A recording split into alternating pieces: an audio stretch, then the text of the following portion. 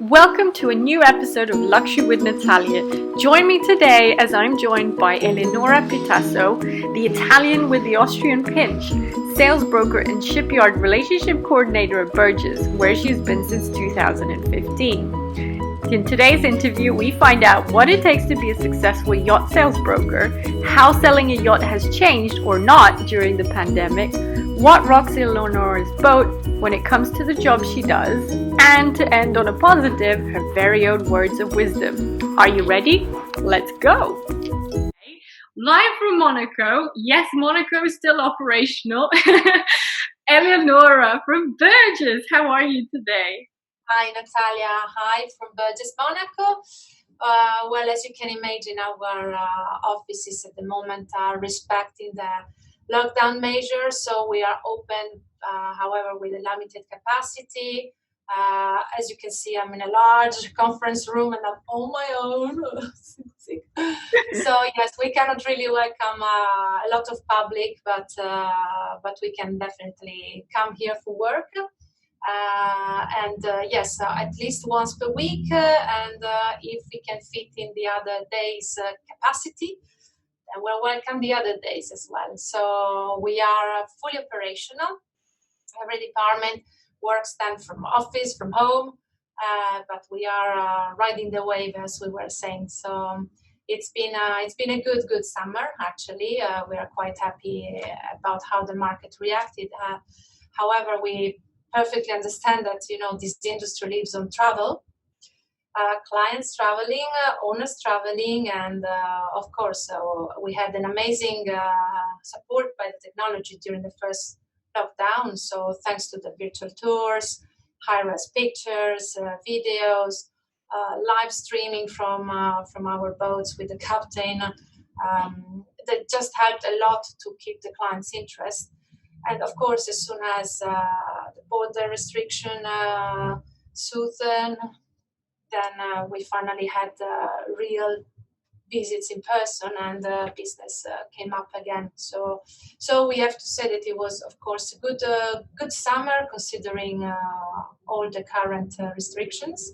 And charter, well, we know that we unfortunately all suffered a bit from again the travel restrictions, because charter clients just couldn't get on the boats, and that is the fact. So, but we are here, we are all here, and very happy and glad still to work for this amazing industry. And now I'm in my 15th year entering, so it's quite a while. Of course, I started when I was a child. Of course, I was going to say, what are you talking about?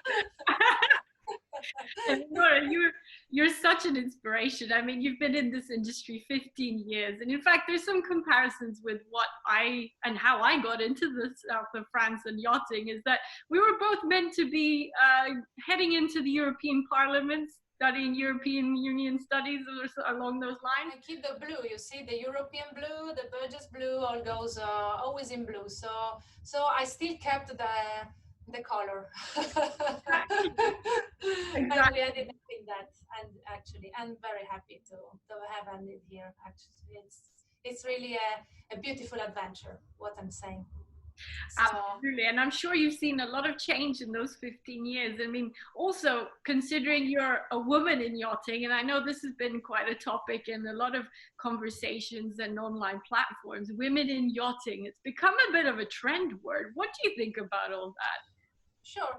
Well, it's, as you said, it's a trend word. I'm very happy to be part, of course, of this circle of women in yachting. And however, I think that at the end of the day, we really need to look into our technical and professional skills, how the human itself develops, and the possibilities that you can get into the market. So I had always companies that throughout my whole career believed in the fact that I could make my job. And here we are at Burgess. It's my 6th year with the company. So very happy that the opportunity to rise and shine has been given. And honestly, I'm very happy to prove it on my day-by-day activity, of course. So, yeah. So it's a trend, a word, for sure. But there are a lot of other trends words like lockdown, stay safe, and stronger together. That's right. That's right. And what about your clients? What do they appreciate, especially from you? I mean, you've got this international background, of course, and perhaps also having had that relationship and diplomacy studies that's helped in your day-to-day with your clients. What do you think about that? I think it's a general aspect of being, you know, a salesperson. You need also to understand a bit how the other person feels, reacts, what are the habits, the behaviors, how the person is perceiving something. You know, all, at the end, the relationship with the client is really based on the fact that you need to understand what the other person wishes for, what maybe is the ultimate idea of having a boat, chartering a boat. So it's quite a fine tuning that goes on with time. And I have clients that follow me in all these years. So they saw me evolving through my career and coming back now. So you know, it's you built up something that it's quite strong, and I know that I have a few owners that were really happy to have me like charter manager or now like their central agent. So this is something that I really like in our human relationship. It's just this part. Of course, you have to cope with time difference, with different countries. So at the end, yeah, probably the international aspect that I've always loved and cherished in my whole life. It's is still there, and still probably gives me this beautiful enthusiasm and energy that I still feel when I wake up every day and do my job. Absolutely. You definitely have energy. I mean, I follow you on your social media account, your Instagram, and back in the days when we could travel, it seemed you were traveling every day. Do you miss it? Yeah, almost. Actually, I had during the first lockdown, it was quite, for me, it was quite a punch because I had to cancel 12 flights in only 3 months period. And I was due to fly to Turkey, Holland a few times, driving to Italy, Spain, Dubai. So I was really looking forward for all these industry events to say hi to my beloved yards and colleagues and co-workers and suppliers. And yeah, that's not possible for 2020. However, in 2021, we firmly believe that we will soon take our wings back. That's right. Or sail the 7 seas. Maybe this is the new way of traveling for you in the yachting industry. Hop on the charter boat. Yeah, great. So yes, I was traveling quite a lot actually, and I have to say that in the company, a lot of other colleagues have been traveling as much, even more than I did. For example, you know, we never mentioned that the yacht management, to get into the operational site, they have to go many times to visit the yacht at the shipyard where it's berthed, and this is a huge amount of flights and trips for my colleagues. So yes, there are quite moving departments rather than floating departments. Excellent. And what about the customer itself? What are their implications in terms of doing things online more and more now? Or do they feel that, no, we would rather do it face to face? And also, of course, when you have a yacht that you want to buy, that experience of coming on board is what's going to make you sign on the dotted line, right? Of course, well, the experience is the experience on board, the feeling that you have when you go on board a yacht. It's incomparable from virtual reality.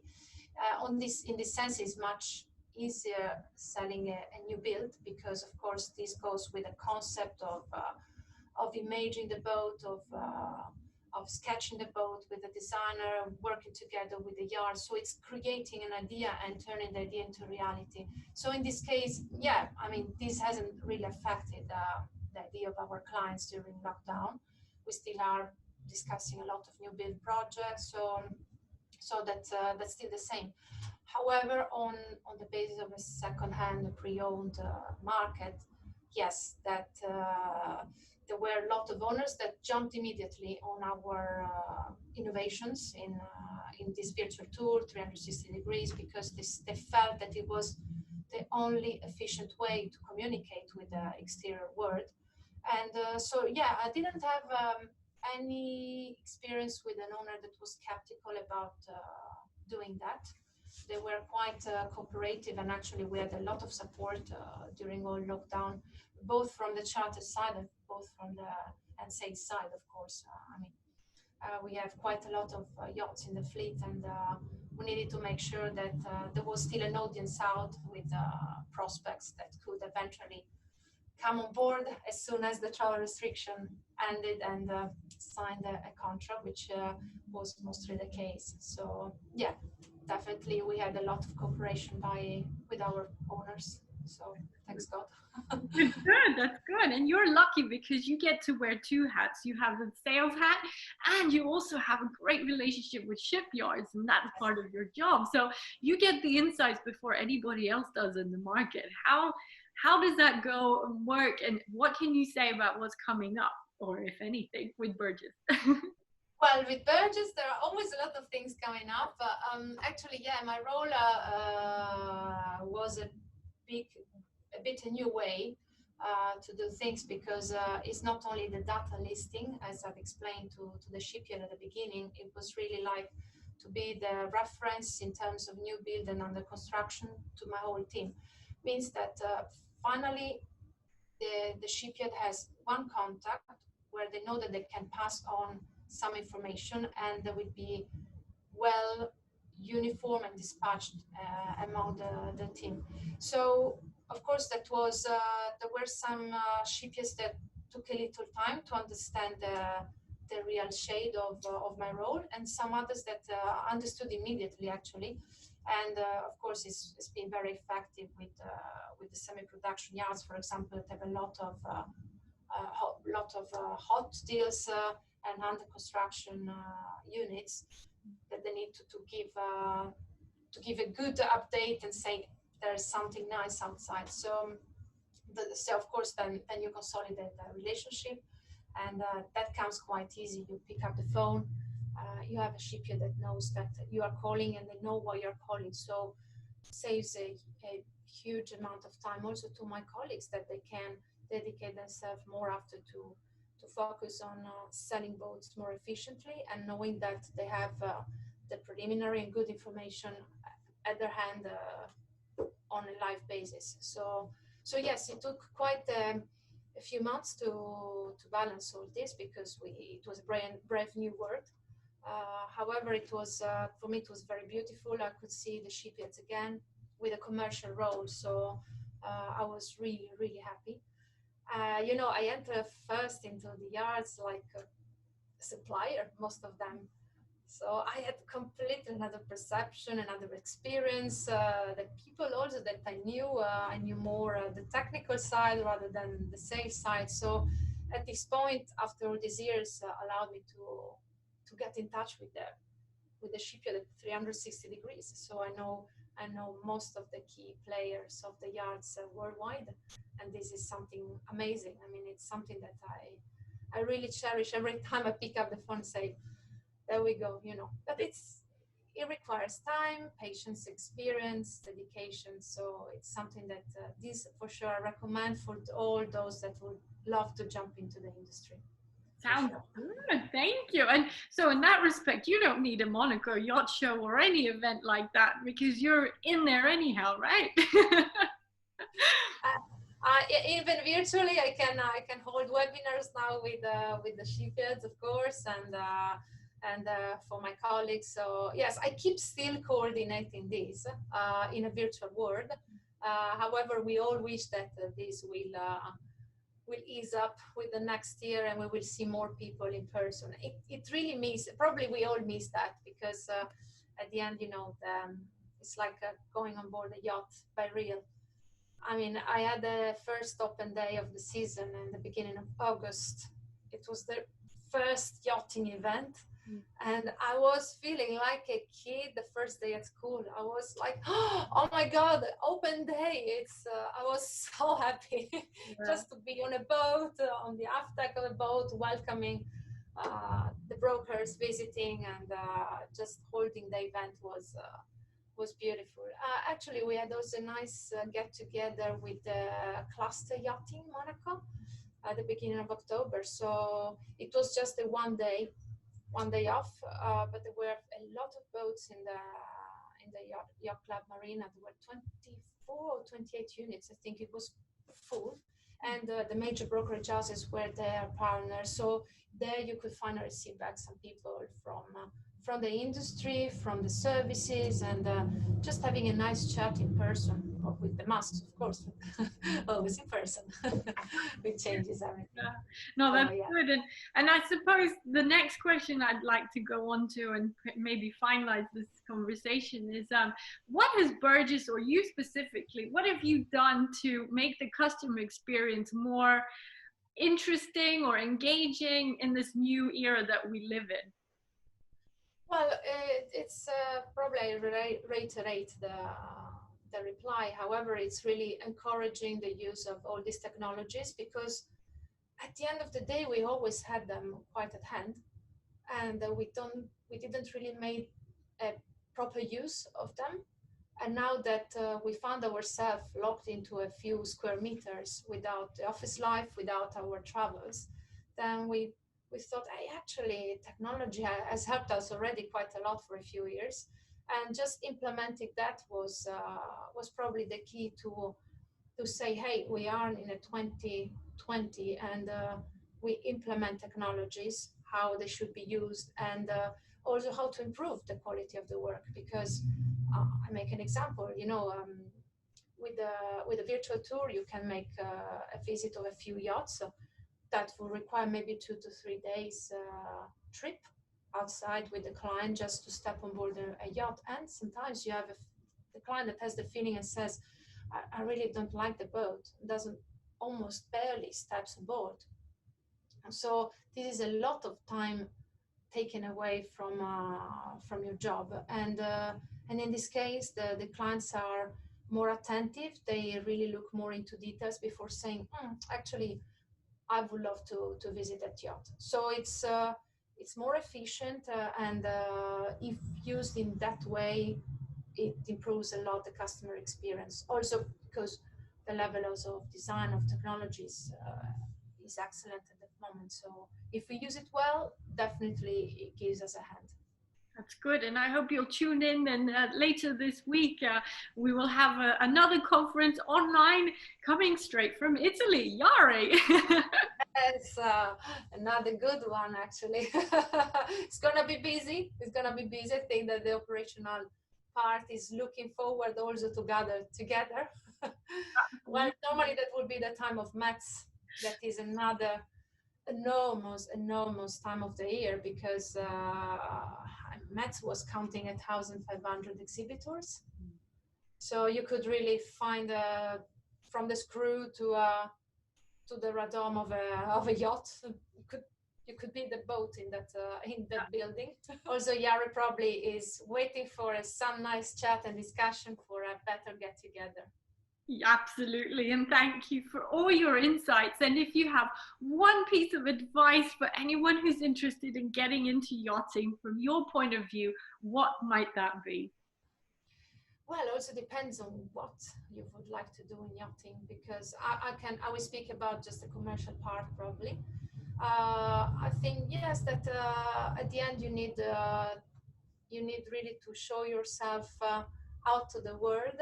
You need to love that. You need to be a person with a nice feeling, with the fact that you will never count the hours, never ever. So if you already want to step into that, don't count the hours that you will spend on your work, because it's timeless. It's hourless, let's say.